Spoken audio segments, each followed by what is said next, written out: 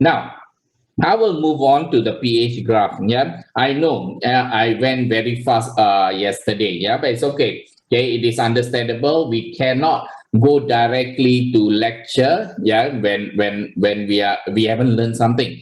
Yeah, that is actually it's okay. Okay, but you will understand more today. Okay, when go through this. Yeah, because you have already I already started this with you guys. Yeah, so you see pH graph. Okay, you can use the pH graph, okay, to show what will happen to the pH when you mix acid and base. And do remember, acid and base, yeah, acid and alkali, they are going to undergo neutralization, and there is going to be pH will be changed. And in this case, okay, you can see that in this graph in your syllabus, they are using, okay, they are measuring the pH of the base. Okay, they're measuring the pH of the base, and they are keep on adding the HCl. It means, what do we expect? We will expect the pH from something that is bigger, something that is higher, and it's going to slowly change into acid. Yeah, so acid. So even I think this one, not all the time I'm going to use HCl. Like for example, strong acid and strong base.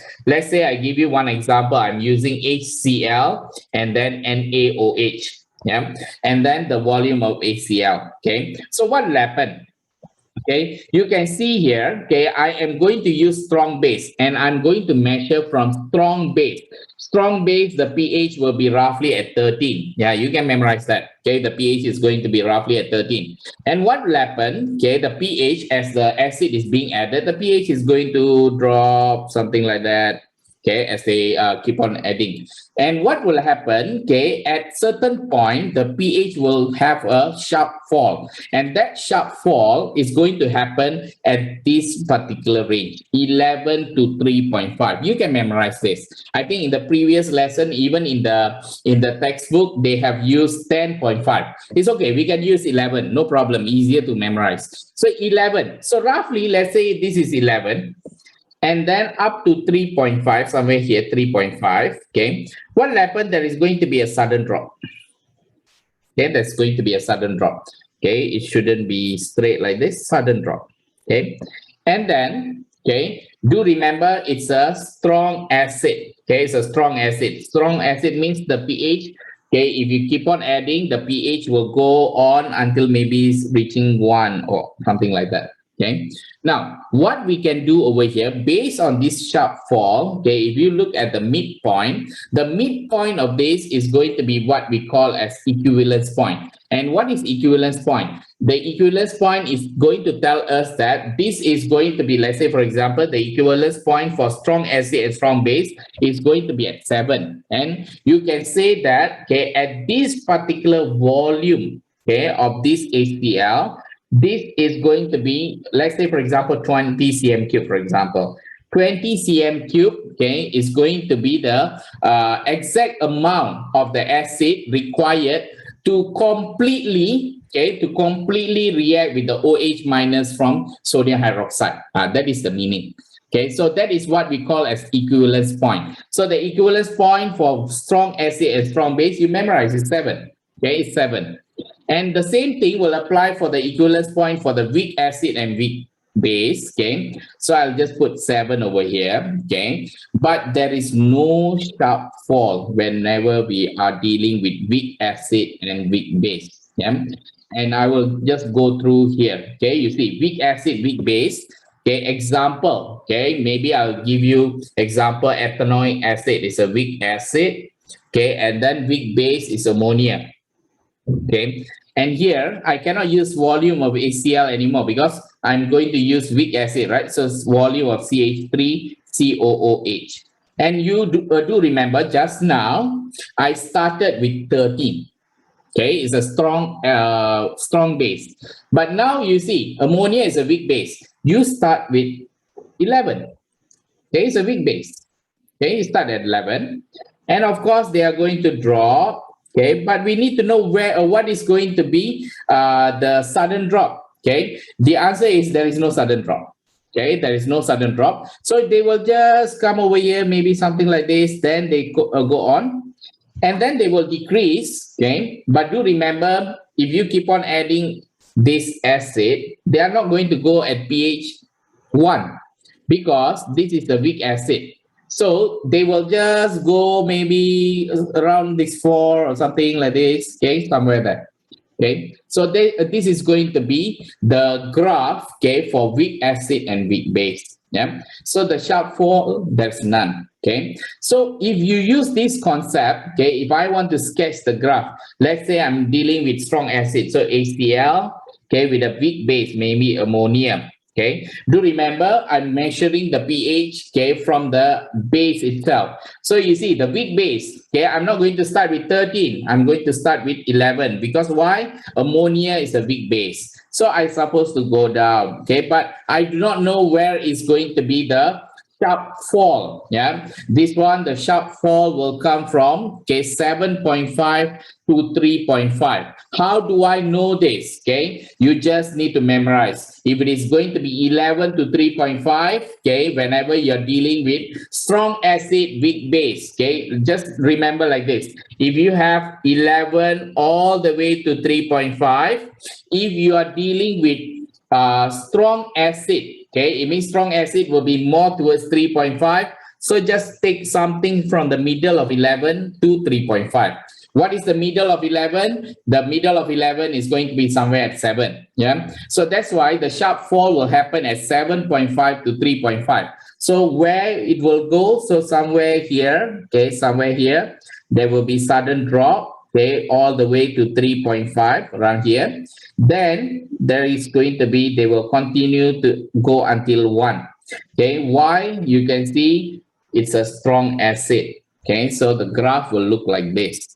So is my equivalence point still going to be 7? No, okay, because they are not at the middle. Okay, so what happened to the middle? It will go down a bit, okay, from 7 to become 5. Okay, how to remember this? Strong acid, weak base, strong will win. Yeah, so acid, the pH is going to be at 5. So that is going to be the equivalence point. What does it mean? It means that at this particular volume, okay, the H plus, okay, all the H plus has been completely reacted with the OH minus, something like that. So the equivalence point, okay, for the strong acid and weak base is going to be 5. It will follow strong. A similar method, okay, if it is strong base and weak acid, okay, you can see here, okay, the sharp fall. Remember just now I told you from 11 all the way to 3.5. Now it's strong base and weak acid. So strong base means more towards 11.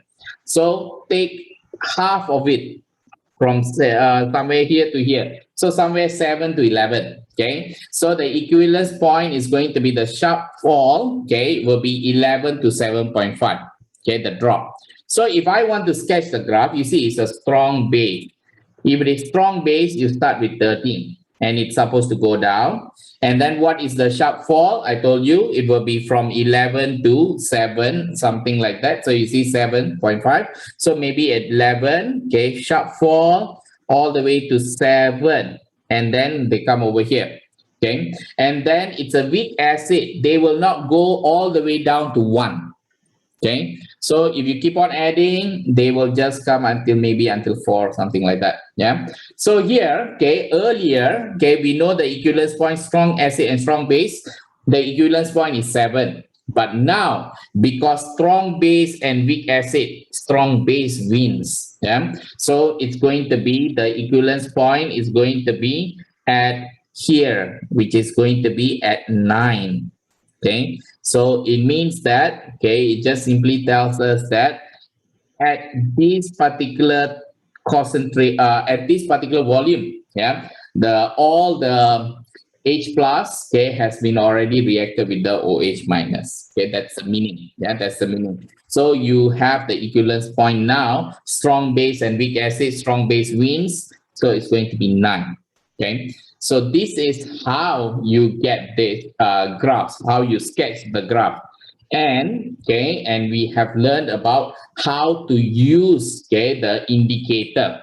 Now, the indicator that I selected over here, I took 3 indicators. Let's see whether which indicator is suitable or not. You see here, bromothymol blue, yeah, the pH range is 6 to 7.6.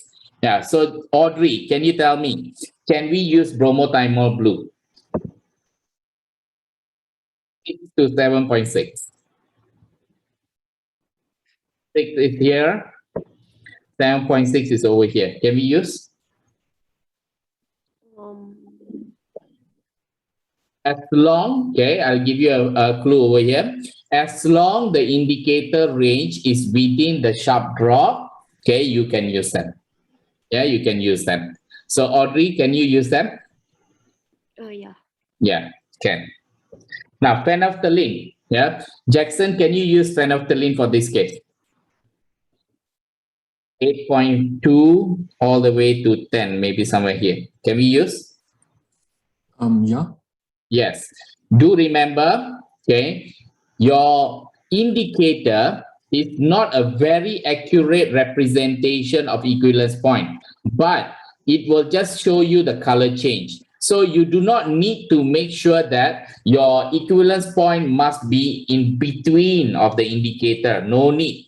No need. As long that they are within the sharp fall, it's possible. So you see from 8.2, maybe somewhere here to 10, we see that the equivalence point 7 is lower than that. It's okay. Okay, it doesn't matter. Okay, you can still, okay, measure or show us the color change. So possible to use phenolphthalein. Methyl rate 4.2 to 6.3. Okay, to save time, I'll just put over here 4.2 to 6.3 within the range. Yes, you can use them. Yeah, so you can see all these 3 you can use, and we have a lot of other indicators as well. Okay, but now let's actually look at these indicators, okay, for strong acid and weak base. 6 to 7.6. Okay, so 6 is somewhere here. Okay, 7.6 is somewhere here. Okay, so you see 6 to 7.6. Okay, is it a good indicator to be used?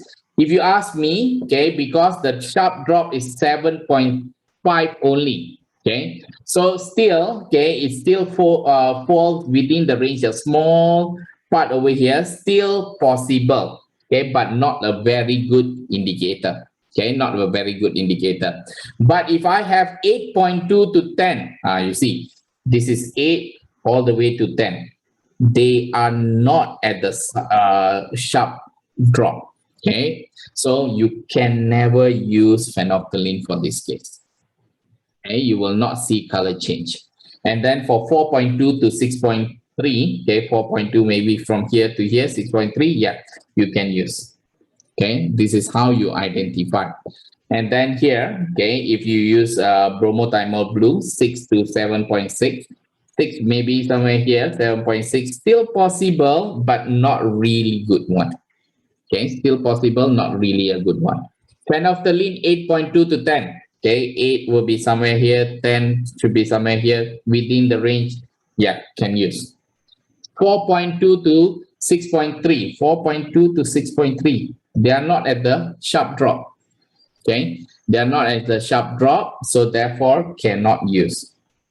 So this is how we select the indicators, okay, that we want to use. Cannot simply use any type of indicator. Yeah. So if you have the last one, you don't use any indicator, okay, because there is no sharp fall.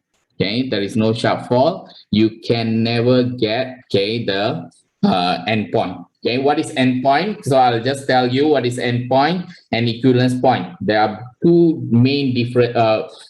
Two of those concepts are different. You know, endpoint is going to be to show whenever the volume that is being added. That is the point, okay, where the color change of the indicator is going to happen.